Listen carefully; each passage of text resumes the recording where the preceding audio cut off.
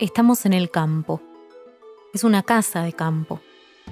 Es una familia que trabaja de fabricar embutidos. Hay una niña, hay un trabajador, hay una especie de amistad, un vínculo entre ellos. Algo enrarecido. Bienvenidos a Audiolibros por qué leer. ¿Cómo están? Soy Ceci Bona. Soy quien les lee todas las semanas un cuento. Hoy voy a ir con Humo, de Giovanna Rivero.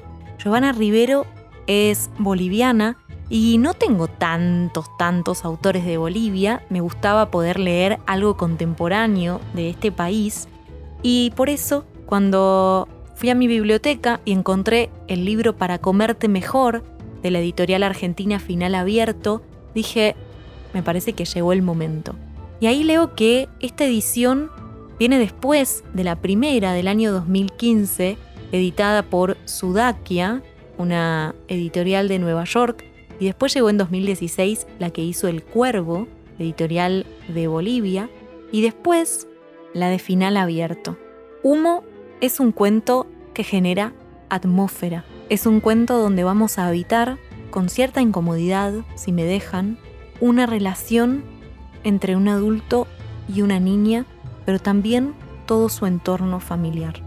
Este cuento llega a los oídos de ustedes gracias al equipo de Por qué leer, que está trabajando muchísimo para hacer cada vez más y mejor contenido. Así que si les gusta, después de escucharlo, los invito a pasar por el link que está en la descripción, porqueleer.com/patrociná, y ahí van a encontrar un par de recompensas si se quieren sumar como miembros de la comunidad, o también hacer un aporte único que ayude mucho a seguir haciendo este trabajo. Dicho esto, los invito a escuchar un cuento difícil, profundo, que pone de manifiesto el talento de Giovanna Rivero.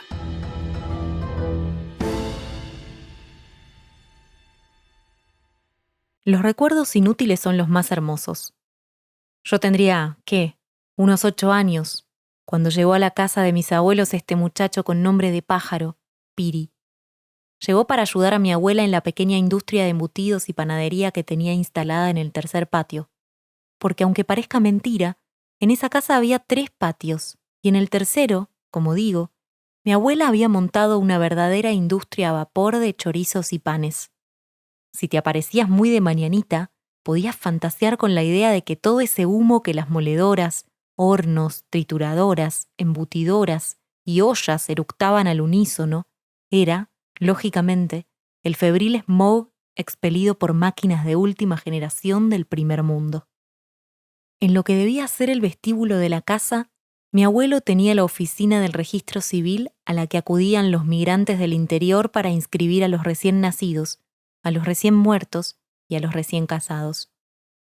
Piri decía que ese sí era un trabajo para holgazanes, golpear los botoncitos de un juguete como si en ello se le fuera la vida, prohibirles a los pobres que les pusieran a sus hijos nombres gringos como Johnny, Chuck o Michael, y a modo de descanso, jugar solitario haciéndose trampas a uno mismo. El concepto de máquina de escribir era absolutamente ridículo para él, pues estábamos acostumbrados a máquinas brutales que convertían la carne en una rojiza masa informe y luego en chorizo. Por las tardes, Piri era el encargado de medir los metros de tripa de cerdo a utilizarse en la jornada. Ni Penélope lo haría tan bien, exclamaba mi abuelo al pasar. Nunca supimos si en son de burla o fascinado por la división del trabajo que su mujer había sido capaz de instalar. Y mientras Piri arrugaba el ceño porque detestaba que lo compararan con una mujer, yo intentaba recordar de entre la galería de ayudantas que habían pasado por el tercer patio quién era esa de nombre tan esdrújulo. A mi abuela no le gustaba verme ensimismada, fuera recordando o imaginando que para ella era exactamente lo mismo, igual de enfermizo, porque temía que yo estuviera desarrollando el mismo mal de mi hermano. Piri colocaba el balde en el suelo y sentado con la espalda muy recta, calculaba, tensando con ambas manos tramos y tramos, los metros de esa tela transparente que mi abuela iba a precisar para inflarla con carne triturada. Entonces no me daba asco. Había un placer inexplicable en el chasquido líquido que hacía la madeja de tripas dentro del balde con agua y vinagre, y en la cara seria de Piri utilizando las pocas matemáticas que poseía. Me llamaba la atención que Piri se guardara siempre un retacito de esa membrana viscosa en el bolsillo del pantalón, aunque a veces todavía la tripa oliera a mierda. Ponía su índice en la boca para que yo no dijera nada, y yo no decía. Una tarde mi abuela ordenó a Piri hacer un mandado en la capital. Debió haber regresado esa misma noche, pero no lo hizo. Mi abuela se volcó, alma, vida y corazón, en averiguaciones dignas de Sherlock Holmes. Interrogó a un par de posibles novias, sostuvo un diálogo tipo mentira-verdad con un apostador de peleas de gallo, se habló de deudas y amenazas, y finalmente tuvo que aceptar la declaración inicial del chofer testigo, un montañero geñudo pero con buena memoria. Simple. Piri había subido a un micro interprovincial, había pagado su pasaje hasta Santa Cruz, aunque existía la opción de hacerlo hasta Warnes, un pueblo intermedio y condenado a la extinción antes que a la modernidad, lo cual, dedujo mi abuela, solo demostraba que el muchacho no había planeado con premeditación y alevosía lo que luego iba a intitularse en la leyenda familiar como la inexplicable fuga de Piri, o, para mi abuelo, que a pesar de todo cultivaba un estado de ánimo burlón sin llegar a ser cínico, de cómo Piri se hizo humo. Lo cierto es que nunca supimos por qué Piri se bajó en la mitad de la nada, en una zona sin caminos ni granjas ni cultivos, solo pasto, árboles y el sol que flotaba en una muerte lenta de verano. Yo soñé muchas veces con él, hilando las tripas de chancho, tejiendo un camino interminable que luego se hacía un nudo ciego. Esa intimidad de los sueños llegó a su límite con una pesadilla en la que Piri se convertía en mi hermano y, silbando como si estuviera contento, atirantaba una larga y gruesa víscera rosada de un árbol alto. Entonces me daba cuenta de que ese sonido dulce no era ningún silbido, sino la tripa tensionada por el peso muerto que cortaba el viento y le sacaba un quejido, una nota indescriptible y honda. Los zapatos colgaban sin cuerpo, cubiertos de mierda. Mi angustia provenía justamente de la imposibilidad de saber si esa mierda era de Chancho o de él, de Piri o de mi hermano. No me atrevía a contarle el sueño a mi abuela para que luego no me achacara que yo estaba desarrollando el mal. Pocos años más tarde, cuando el pueblo estrenó su carretera de asfalto, acompañaba yo a mi abuela a una consulta médica en la capital. Sus pulmones, decían las radiografías, eran 2 malditas placas carbonizadas. Entonces el micro se detuvo en algún punto y un chico desnutrido bajó con la mochila a la espalda y echó a andar entre los pastizales, entre el ganado gordo y las chanchas gritonas, como dirigiéndose hacia el sol. Apoyé mi frente en la ventanilla para verlo mejor. ¿Se acabaría el mundo si caminabas y caminabas hasta el final? Yo también tuve ganas de bajarme. El atardecer era inmenso y tibio, y ya se podía ver el resplandor de unos lejanísimos pozos petroleros que la gente decía ardían sin cesar y a veces se tragaban de un bocado a las personas, como el infierno. Leyéndome la mente, mi abuela me apretó la muñeca con su mano callosa. Me retenía, a mí o a mis deseos. Y entonces dijo, como si viniera a cuento, la tripa del chancho la usan los hombres para no tener hijos. Ella sin duda podía hacer eso, inflar cualquier cosa con magia o carne molida y luego destruirla. Tuvieron que pasar algunos años más para que volviéramos a ver a Piri. Nunca supe cómo se enteró de que mi abuela se moría. No pudo hablar con ella porque mi abuela ya habitaba ese otro mundo donde no hay sol ni horizontes y no podía reconocer a los que nos quedábamos de este lado. La velamos en la casa, aunque los salones velatorios se habían puesto de moda, pero entonces únicamente los pichicateros podían pagar esos servicios que hacían de la muerte un pretexto más para lucir sus flamantes fortunas. Incluso regalaban recuerditos como si sus muertos estuvieran festejando algo, un triunfo singular, un ascenso en su escala social. Intentaban en ese último límite diferenciar el alma del oxiso de los otros espíritus que probablemente se hacían gata parida en los umbrales del cielo, contaminando con distintas intensidades de luz sus nuevas formas moleculares. a lo más que nosotros nos habíamos atrevido en ese ritual tan lleno de dignidad que es mirar y mirar el cuerpo envenenado de formol de tu ser querido, acercarse 1 y 1000 veces al cajón para comprobar que sus gestos van desprendiéndose de lo último de vida, porque incluso en ese rictus, como me dijo Piri, que así se llamaba el conjunto irreconocible de la boca apretada para siempre y los pómulos como puños, quedaba el detritus de una existencia real y verdadera. A lo más que en esa contemplación anonadada nos habíamos atrevido, digo, fue a llamar a Silvia, la maestra solterona que nunca envejecía y que podía llorarte a tu familiar con profundo sentimiento por lo que estuvieras dispuesto a pagarle. Quizás la pobre zombie aprovechaba de llorar en público el horror de su leyenda o de buscar entre esos muertos nuevitos a alguien de su misma especie. Piri prendió las lámparas violetas, que apostadas en las 4 esquinas del cajón acompañaban a mi abuela en su camino desconocido. El resplandor voluptuoso que esas lámparas derramaban sobre su cuerpo definitivamente dormido me hacía pensar en las muchas veces que la vi inclinada sobre las enormes ollas donde hacía hervir las tripas de chancho. El vapor y el humo que regurgitaba el horno suavizaban los rasgos concentrados de su cara de obrera, cubriéndolos de una pátina que no era precisamente sudor, sino más bien un aura o una idea.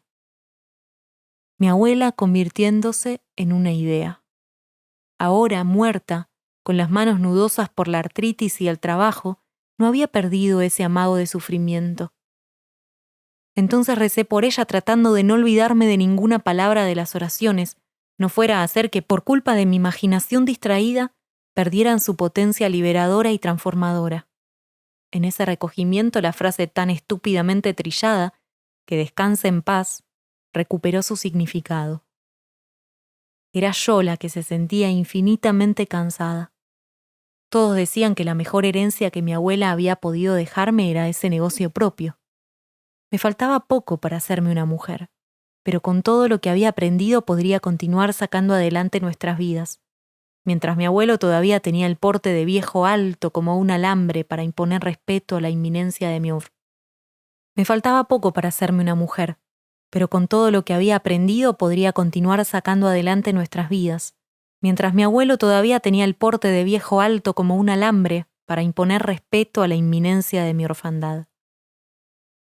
No encontraba con qué distraerme para espantar las imágenes de un futuro, mi propio futuro, en las que podía verme madrugando, aprovechando el primer fulgor del día para desinfectar el ovillo de tripas con agua avinagrada, desenmarañarlo y extender las hebras sobre el mesón, y luego, sudorosa, convertida yo también en una idea, en una obsesión de humo, me veía deslizando hábilmente esa seda por las bocas de las embutidoras para empujar con la manivela la carne molida, y así, por los siglos de los siglos, amén, Señor.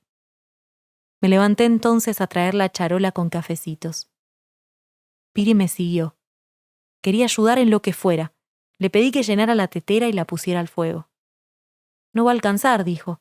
Ha venido gente nomás. Puso la olla de aluminio y se apoyó contra la pared a esperar el hervor. Recién entonces lo miré a fondo. Era el mismo Piri, pero con la carne más pegada a los huesos del modo en que la adultez cincela la carne. Él también me miraba a fondo, pero de esto tardé un poco más en darme cuenta, quizás porque los que habían venido al velorio también habían estado mirándome, con disimulo pero con intensidad, tal vez entreviendo el mismo futuro que yo era capaz de olfatear. «Has crecido», dijo.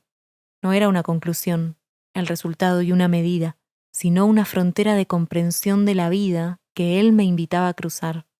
«Ahora uso mi nombre, es decir, mi nombre de bautismo», dijo también, y sacó así, sin más, su cédula de identidad. «No sabía que te llamabas Frank», dije, y más bajito, como Frankenstein. «¿Como quién?», preguntó Piri fingiendo no saber. Yo indiqué con mi barbilla que el agua ya hervía y comencé a alistar las tacitas desechables. Piri vertió un paquetito completo de café grueso y lo batió con un cucharón, que en realidad todavía tenía restos de grasa. Yo no dije nada. De alguna manera disfrutaba de una comodidad antigua recuperada de la infancia, en cómo nos movíamos en la cocina, en las cosas que quedaban suspendidas. Mientras servíamos las tacitas, él con el cucharón grasoso y yo con un caneco, Piri me dijo que había podido terminar la secundaria en una escuela nocturna e incluso capacitarse como cuentacuentos. ¿Qué es eso?, pregunté, pues no podía imaginarme un oficio así. Mi abuela decía que había conocido a su marido cuando él trabajaba cortando reses en las fincas que hacían servicios para el matadero municipal, y eso ya me parecía un oficio peor que el de plomero o el de sepulturero, por ejemplo.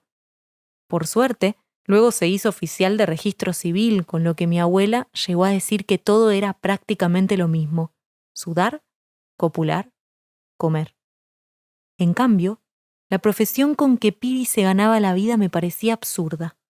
¿Quién podría pagarte por eso? Las escuelas que ya están aplicando la nueva reforma educativa, dijo Piri. Y también me defiendo con funciones esporádicas como telonero de obras teatrales. A ver, lo invité de nuevo con mi barbilla. En ese tiempo, ahora que lo pienso, mi barbilla lo era todo. El lugar de mi tímida arrogancia, el pomo todavía inmaduro de mis deseos, y también, sobre todas las cosas, el dique en que temblaba mi terror a los años que venían, yo solita, sin mi abuela, sin su amor torpe y desmedido. ¿Me estás pidiendo un cuento?, sonrió Piri. Era en realidad la primera vez que sonreía durante esa visita. Seguramente fumaba como mi abuelo, porque los dientes amarillos contradijeron o afirmaron, ya no sé, la adultez cuidadosa desde la que me hablaba. Se dio cuenta de que le miraba los dientes porque dejó de sonreír y se puso colorado. Bajé la vista y me topé con sus zapatos. Eran los mismos, los de siempre. Sin embargo, él se aclaró la garganta y con una voz más ronca dijo: «Esta era una niña a la que su abuela le había tejido una hermosa caperuza de lana roja capaz de protegerla de todos los peligros del mundo. Una caperuza tan protectora que fue, como digo, mi barbilla la que me traicionó. Incontrolable, un sollozo hondo se descuajaba, pese a que me mordía el labio inferior hasta reventarme la piel deshidratada».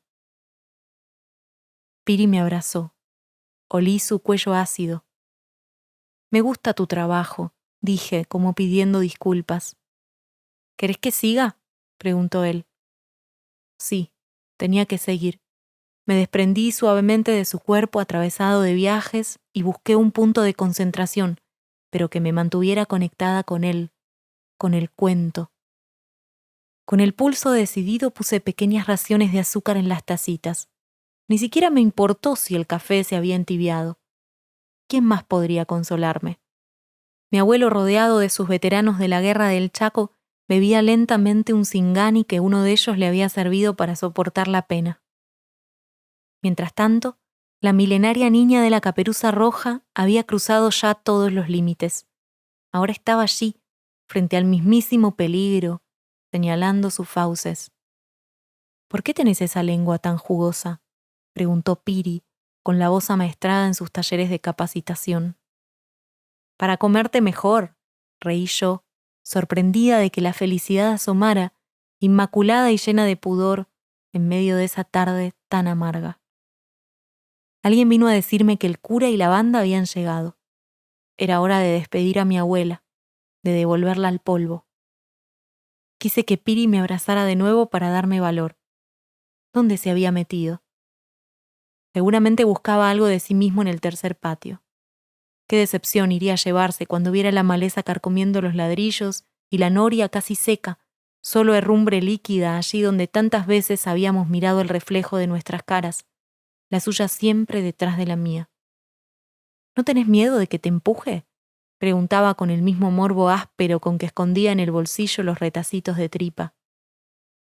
Si hubieran sido otras las circunstancias, me habría arrojado al fondo de la casa a buscarlo en clave de cuento. «Lobo, ¿estás?».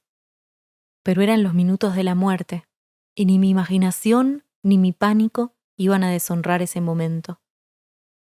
En el trayecto al cementerio, mi abuelo y yo caminando cerca de la camioneta donde habían emplazado el cajón, busqué otra vez a Piri entre la gente, pero no pude encontrar su cabeza de rulos negros. Incluso instintivamente lo busqué con el olfato, aspirando en contra mía el olor precozmente podrido de esas flores gigantes y aterciopeladas como tarántulas que suelen enviarles a los pobres muertos. ¿A quién buscas?, susurró mi abuelo, medio borracho. Agradecí su aliento a Zingani. A Piri, dije. ¿A quién? A Piri, abuelo, el criado de abuelita. Acá no vino ningún Piri, dijo mi abuelo. Yo volqué la cabeza un par de veces más, pero solo me topé con los ceños aductos de toda esa gente, caras iguales toditas, más allá de sus edades y sus envidias o su lástima. También busqué entre los zapatos, busqué, pero nada. Mi abuelo me sacudió con discreción. «Vos estás loca de la mente», dijo. No me sentí herida. 1000 años habían caído sobre la frente valerosa de mi abuelo y sus medallas de excombatiente lucían desproporcionadas en el cuerpo flaco. Igual, nadie más pudo escucharlo, porque ya la banda luctuosa rompía ese atardecer con su percusión hueca, como un demorado corazón que se vacía.